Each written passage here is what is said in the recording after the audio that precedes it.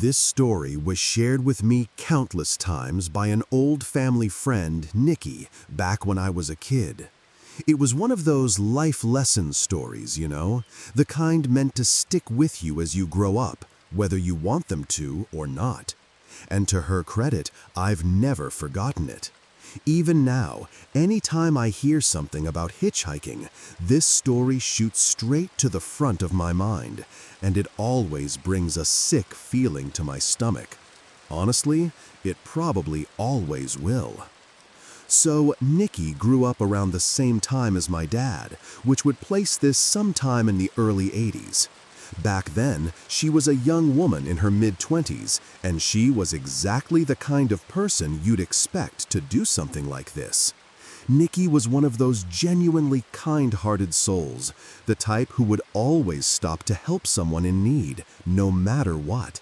It's just who she was, and it's easy to picture her doing what she did that day. She was driving into the city, which was about a 2-hour drive from her small town. The day was uneventful until she noticed a man walking along the side of the road as she approached. There was nothing unusual about him at first glance, but just as she got closer, he turned in that classic hitchhiker way, sticking out his arm and thumb, hoping for a ride. Nikki, being Nikki, didn't even hesitate. She pulled over, rolled down her window, and asked if he needed any help. She told me later that he seemed really polite, if a little shy, when he leaned down and asked for a lift into the city.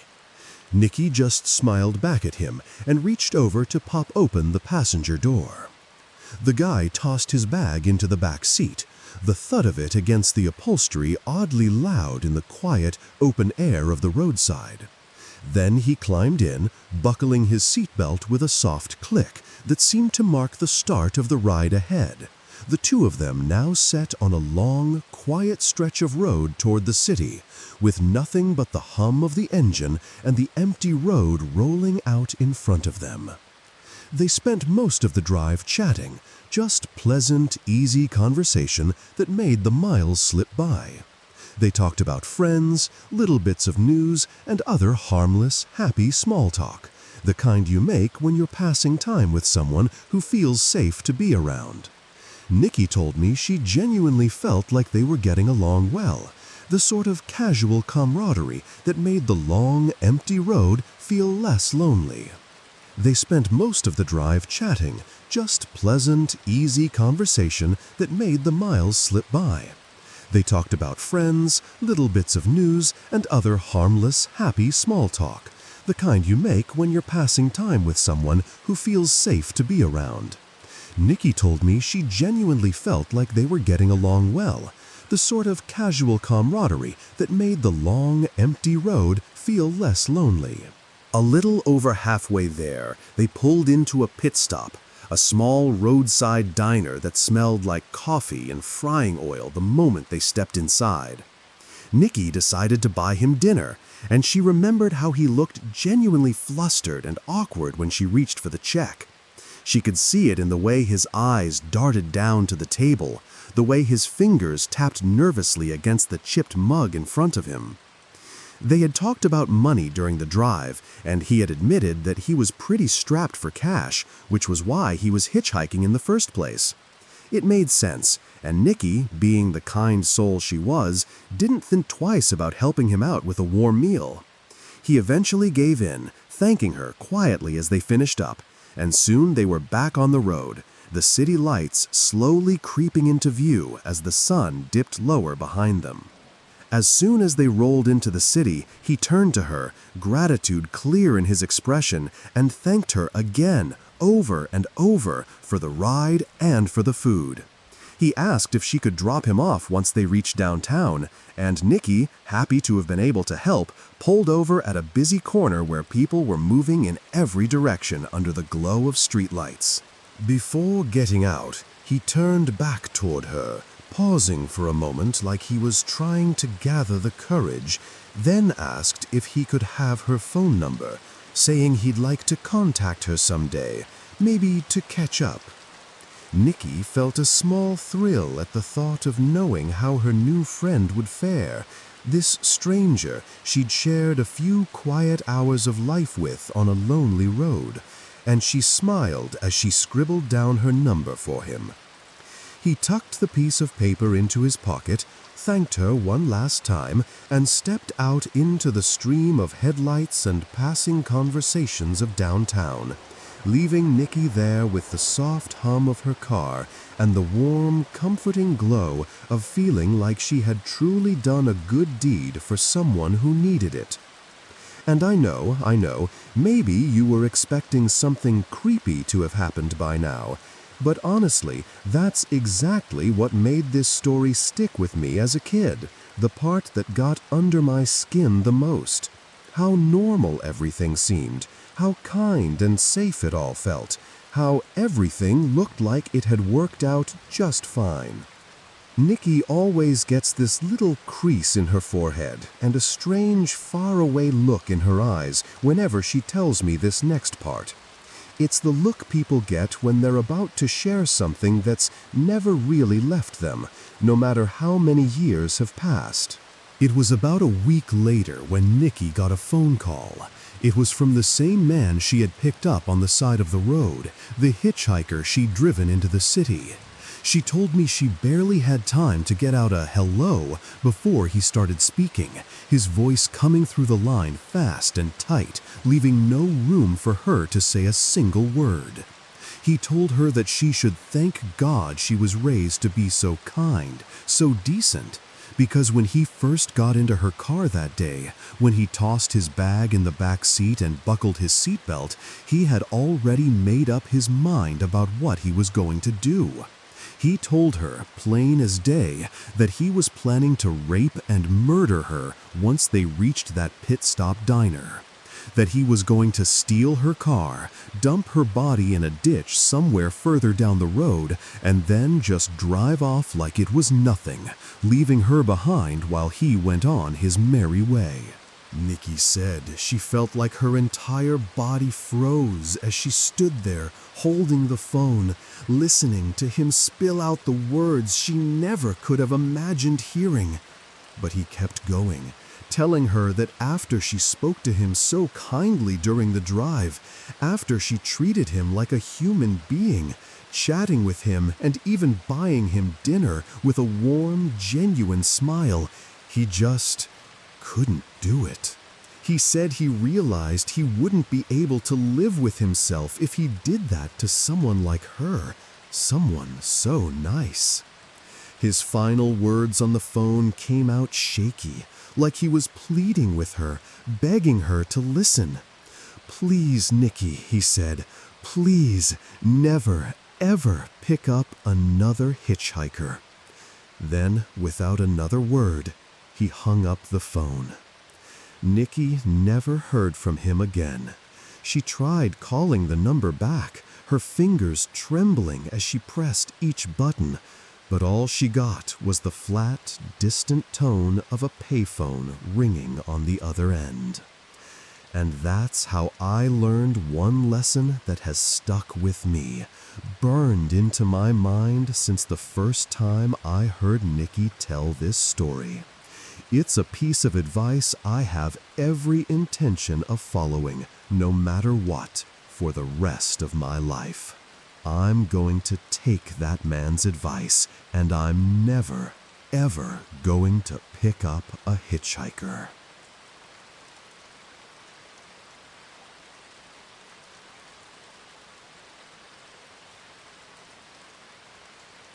The Wrong Hitchhiker by Nathan Bartholomew. If there's one thing I've learned from the only time I ever picked up a hitchhiker, it's this: don't pick up a hitchhiker, ever. It was a Saturday night, probably around 1 in the morning, and I was driving down the 542 in New Jersey, a road I took all the time whenever I needed to get into town.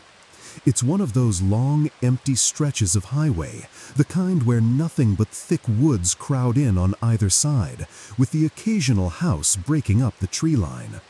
I was heading home from town, and as usual for that hour around our quiet old town, there wasn't another car in sight.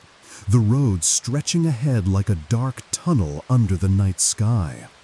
I flipped on the off-road lights on my Jeep, their beams slicing through the darkness, letting me see the unlit road as clearly as possible. That's when I saw him, someone standing far up ahead on the side of the road, just standing there, barely moving. As I got closer, he raised his arm and stuck out his thumb, the gesture looking oddly slow under the harsh white of the headlights, like he had been waiting there, just for this moment, just for me. He was trying to hitch a ride. My heart started pounding so hard I could feel it in my throat, each beat echoing inside the Jeep's quiet cabin. I didn't know what to do, if I should stop or just keep driving. My foot eased off the gas as I slowed down, trying to get a better look at him before deciding. He looked like a younger man, maybe around 28, standing there under the pale wash of the headlights. He had on a light gray hoodie, the hood pulled up over his head so that his face was half hidden, shadows pooling beneath the brim. He wore blue denim jeans, the fabric looking almost black in the darkness around him. The time to decide was slipping away, and in that tight, breathless moment, with my mind racing and my pulse thundering in my ears, I ignored the prickling unease crawling up my spine. Against my better judgment, I brought the Jeep to a stop beside him, the gravel crunching under my tires, the engine rumbling softly in the quiet night. I rolled down the window, the cold night air hitting my face, and tried to keep my voice calm. "Where are you heading to, friend?" He stood there for a moment before leaning in just slightly, and in a deep, quiet tone that seemed to drift out into the cold air between us, he answered, "Just up the road." "Hop in," I called out the window. He opened the passenger door of my Jeep and stepped inside, moving slowly, deliberately, like he had all the time in the world. Jeep Wranglers have these tight seals on the doors, and when he tried to close it the first time, it didn't catch. The door bounced back slightly, leaving it cracked open, letting a thin sliver of cold night air slip into the cabin. I gave a polite, nervous laugh and said, "Oh, the door didn't shut. Just open it and slam it shut real hard. These doors are tough to close." The way he reacted made something cold crawl down my spine.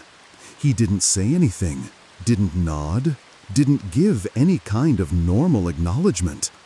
About 3 seconds ticked by after I finished speaking, each one heavy and too long, before he finally turned his head toward me, moving slowly, almost mechanically, his hood shifting as he did. Then, without a word, he turned his head back to the right, facing the door again. Another few seconds passed, dragging out like they were never going to end, before he finally reached for the handle, opened the door, and then slammed it shut hard enough to make the whole Jeep shake for a second.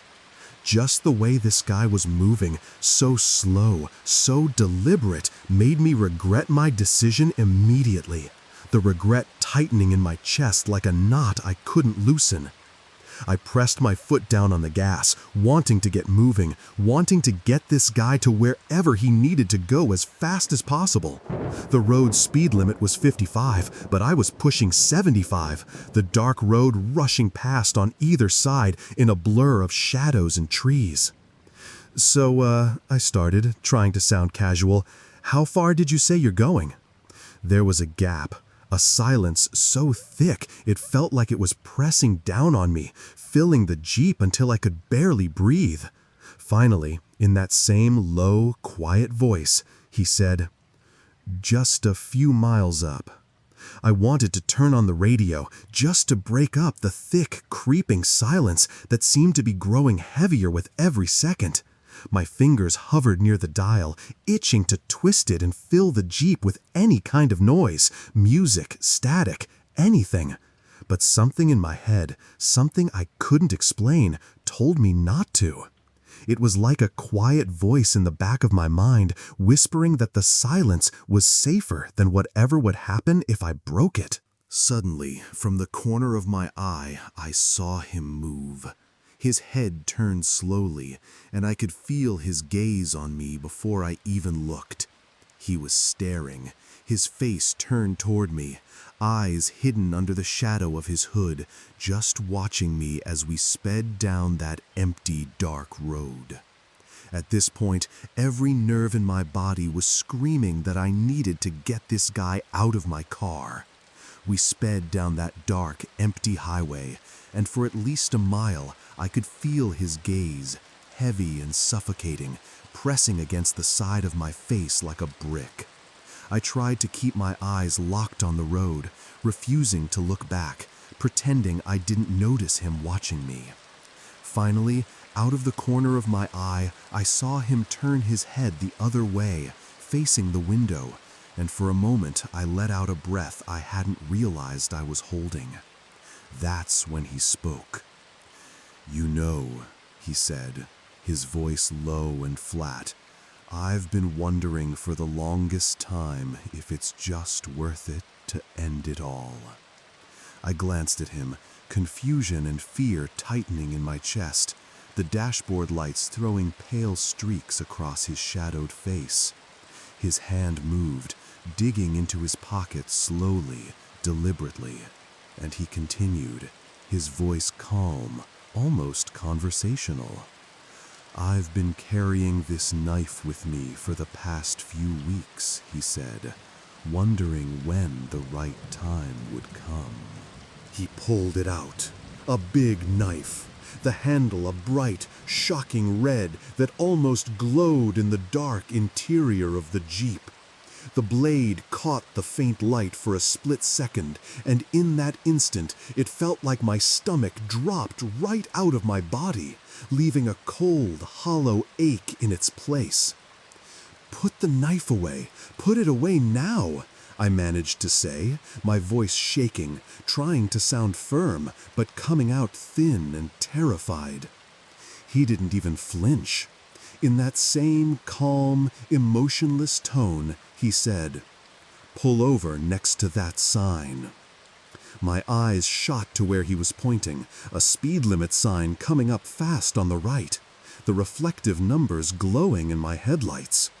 My hands felt numb on the wheel as I eased the Jeep over to the shoulder, the tires crunching softly on the gravel as we rolled to a stop beneath the sign. What happened next still haunts me. Without a word, he turned his wrist over, revealing 3 thin, pale scars running across his forearm. He pressed the blade to his skin and began to cut, the knife biting in next to the old scars, and a low, disturbing moan escaped his lips, a sound that didn't sound human, that made my skin crawl and the hair on my neck stand on end. I managed to choke out, You need to get out of my car right now, buddy." He turned to look at me, his eyes hidden in the shadows of his hood, and for a moment, the silence in the Jeep was so thick I could barely breathe. Then, in that same flat, empty voice, he said, "Get out of the car. I want to show you something." I told him no.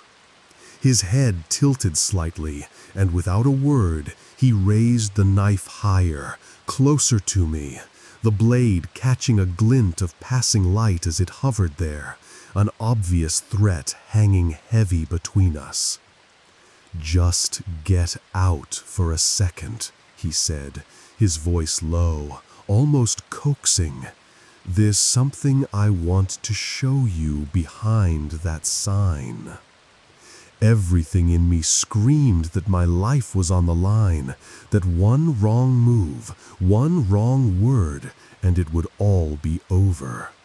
I forced myself to stay calm, to keep my voice steady, even though my insides felt like they were twisting into knots. "Yeah, okay, man," I said, swallowing hard. "Let's go." I reached for the handle and opened the door to my Jeep, making a point to leave it wide open, the dome light spilling a dull glow onto the gravel. Raising my hands in the air to show I wasn't a threat, I backed away slowly from the door, each step feeling like I was trying to balance on a razor's edge. He stepped out too, closing his door softly, the knife still clutched in his hand as he started walking around the front of the Jeep, moving toward my side with that same slow, deliberate pace that made every hair on my body stand on end. And then, just as he stepped directly behind the Jeep, in that single, perfect moment, I made my move. I lunged back into the driver's seat, my heart slamming against my ribs as I threw the shifter into drive. My foot hit the gas pedal so hard, the Jeep jerked forward, gravel spitting out from under the tires as I sped down the road, headlights cutting a shaking path through the darkness. I didn't look back, not once. I don't even remember breathing as I tore down that empty highway, trees and shadows rushing past me in a blur, the road stretching endlessly ahead as I tried to get as far away from that sign, from that man, as I possibly could. I made it home within 10 minutes, pulling into my driveway with my hands gripping the steering wheel so tightly my knuckles were white, my breath coming in short, ragged gasps as my stomach twisted, threatening to empty right there in the driver's seat. It was the scariest thing that has ever happened to me. And if there's one thing I can urge, one piece of advice I can give to anybody, it's this. If you ever, by some chance, see a hitchhiker standing alone on a dead road in the middle of the night at some odd hour when the world is silent and the darkness feels too heavy, don't even think about it. Just keep driving, speed right past them, and don't ever look back.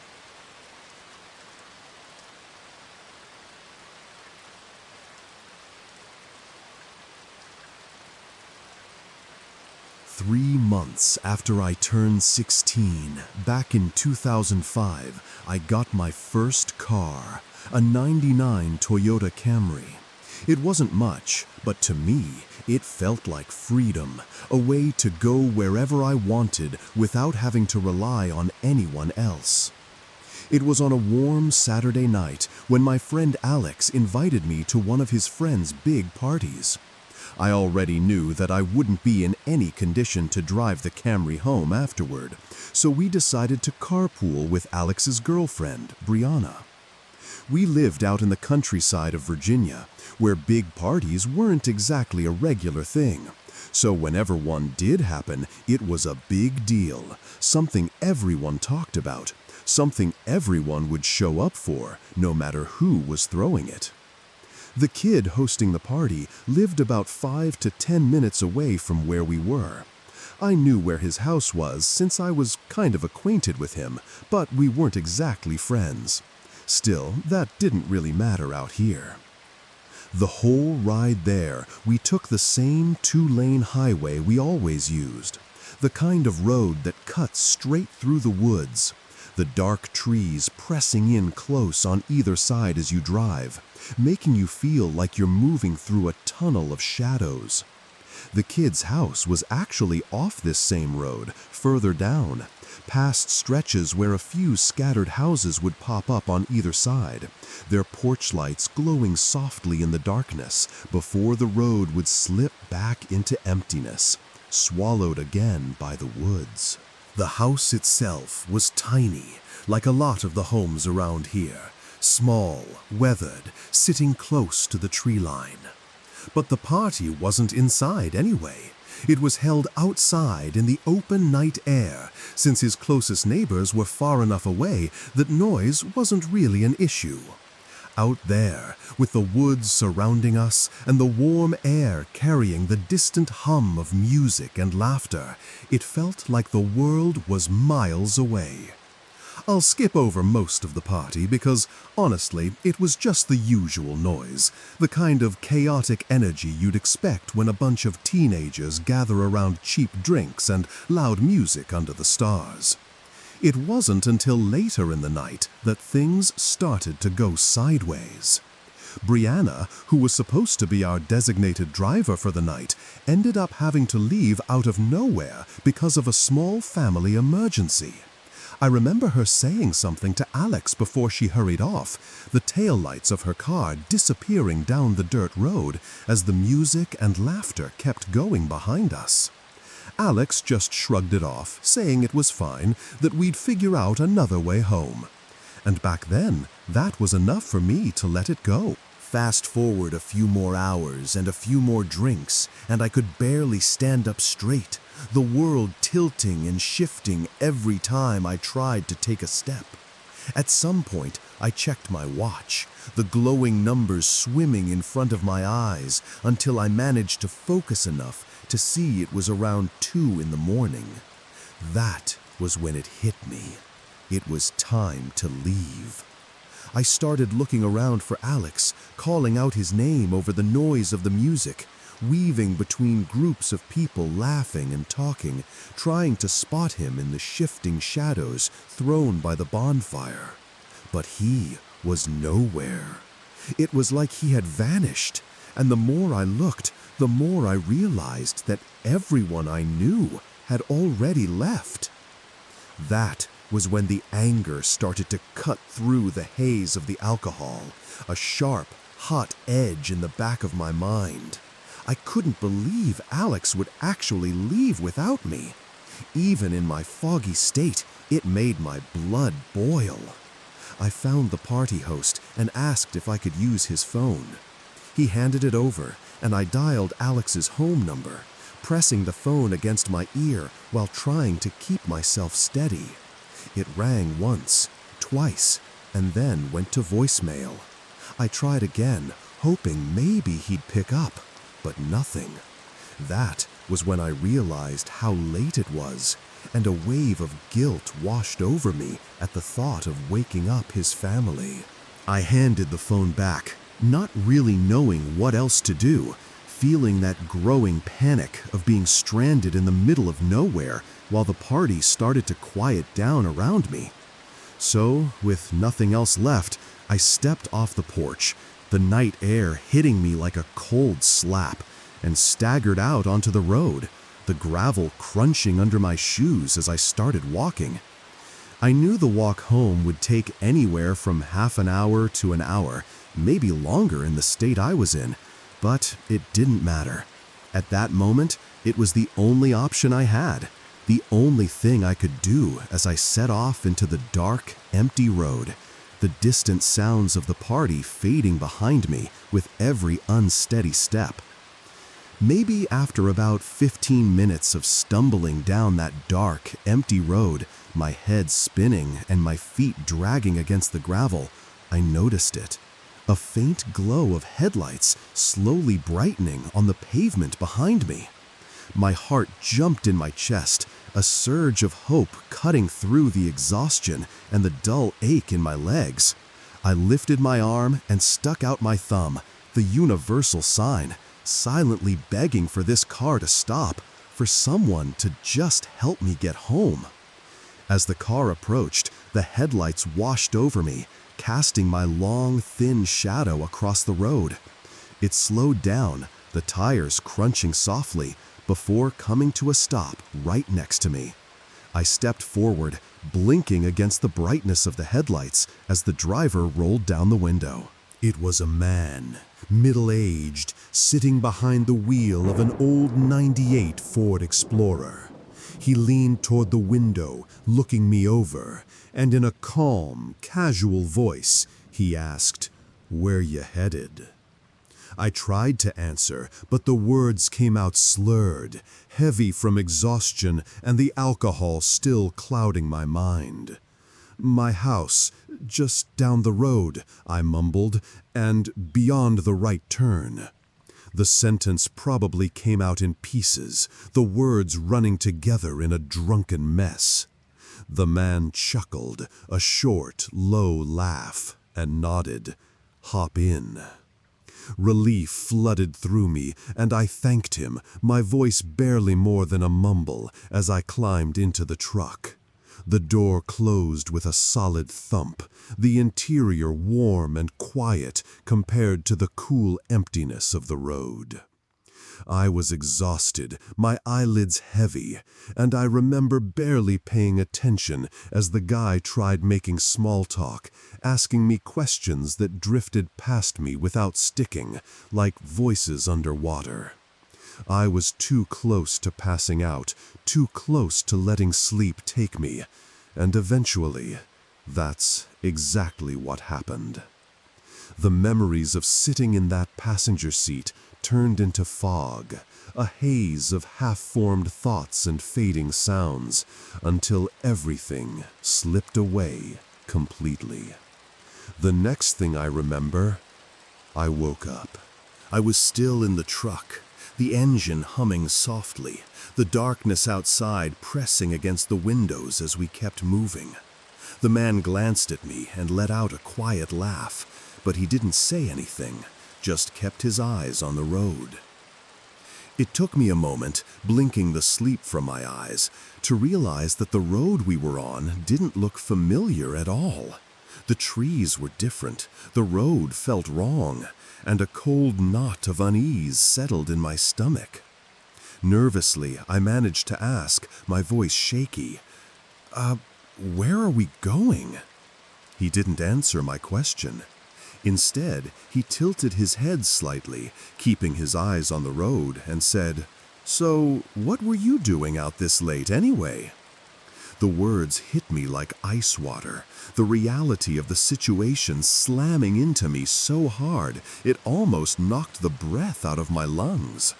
I had asked him a very straightforward question, a simple, "Where are we going?" And instead of answering, he deflected with something irrelevant, like we were just having a casual conversation. The air in the truck felt suddenly heavy, pressing down on me as I tried to keep my voice steady. You can let me out anywhere," I told him, forcing the words out, hoping he would just pull over and let me go. The man's hands tightened on the steering wheel, his knuckles pale under the dim glow of the dashboard lights, and he responded in a firm, flat voice, "No." The word dropped between us like a stone, and my stomach twisted so hard I felt like I was going to be sick right there. No, I didn't just feel like it. I really felt like I was going to throw up. My mouth started to water, that sharp, bitter taste rising in the back of my throat, and I started to gag, my body doubling over slightly as I clutched at my stomach. The man glanced away from the road, his eyes flicking over to me, confusion and annoyance crossing his face for just a moment, and that's when it hit me. The perfect distraction. I turned toward him, gagging harder, letting out these choking sounds as my body lurched, and I could see him start to lean away from me, his foot easing off the gas as the truck began to slow down. And then, thankfully, for the amount I had drunk that night, it finally happened. I threw up, violently, making sure to turn just enough to get it all over the man's lap, the warm, sour mess splattering across his jeans and dripping onto the seat. He yelled, a sharp, frustrated shout, and the truck jerked as he slammed on the brakes, the tires skidding slightly on the road before the vehicle came to a stop. That was my chance. Before he could say or do anything else, I flung the passenger door open and launched myself out, stumbling as I hit the ground, my legs almost giving out beneath me. But I didn't stop. I ran. I sprinted off the road and into the darkness of the woods, the branches clawing at my arms and legs as I pushed deeper, my breath coming in ragged, panicked gasps. I didn't look back, not even once, until I found a small cluster of bushes and dropped down behind them, trying to make myself as small and quiet as possible. The only sound around me was the pounding of my own heartbeat and the rustling leaves as I pressed myself into the cold, damp earth, praying he wouldn't follow, praying he wouldn't find me. The man came into the woods after me, the sharp beam of his flashlight cutting through the darkness as he pushed through the undergrowth, the branches cracking under his boots. I could hear him breathing, heavy and frustrated, as he swept the light back and forth across the trees. Twice the beam of his flashlight passed directly over me where I was crouched, my body pressed against the damp ground, every muscle in me frozen, terrified that even the sound of my breathing would give me away.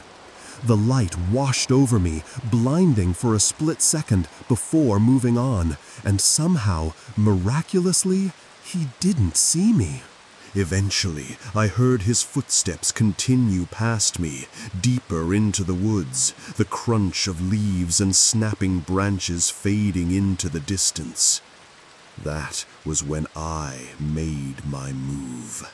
I got up, legs shaking, and ran as quietly as I could back toward the road.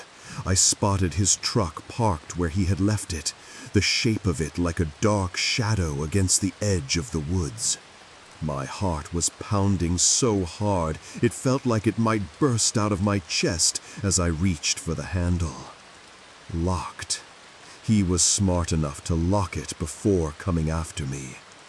Panic shot through me, but before it could fully take hold, I saw it. Headlights in the distance, the faint glow growing brighter as another car approached. Without thinking, I sprinted out into the middle of the street, waving my arms wildly, screaming, doing everything I could to make sure they saw me. The car swerved, trying to avoid me, but I didn't move, refusing to let them pass me by. They were forced to stop. I ran up to the window, yelling, my voice breaking with desperation as I begged them to help me, telling them that the man who was driving the Ford Explorer had kidnapped me. I was frantic, my words tumbling over each other, but the driver finally understood, his eyes wide as he looked over at me. He agreed to give me a lift. Not to the police station, not to the hospital, just straight to my house. And at that moment, that was enough. We drove in silence, the weight of what had happened pressing down on me. Every streetlight we passed making me feel a little closer to safety. When we finally pulled up to my house, I thanked the driver over and over, the words spilling out of me as I climbed out. The porch light of my home, the warmest, safest thing I had ever seen. I rushed inside and immediately woke up my parents, the fear and adrenaline still pumping through me as I told them everything, every word tumbling out as I tried to explain what had happened. My dad listened, his face serious, his jaw tight, and when I finally finished, he looked at me and asked, "Did you get his tag number?" And that was when it hit me, hard, like a punch to the gut. I hadn't. And for a moment, all I wanted to do was punch myself in the face. I failed to get the simplest piece of information that would have actually allowed me to properly report him. I didn't get the plate, didn't get any real identifying details. All I knew was that he was driving a faded blue '99 Ford Explorer. That was it. Afterward, I made sure to give Alex a piece of my mind, letting him know exactly how I felt about being abandoned at that party without even a word. Part of me, even now, still holds a grudge against him for that, even if I don't say it out loud. I haven't seen him in 4 years now, and honestly, I haven't really thought about him or about that night for a long time. Actually, this is the first time I've thought about this incident in almost a year. As time goes on, even the worst memories start to fade, the edges softening as life moves forward and other things fill up your mind.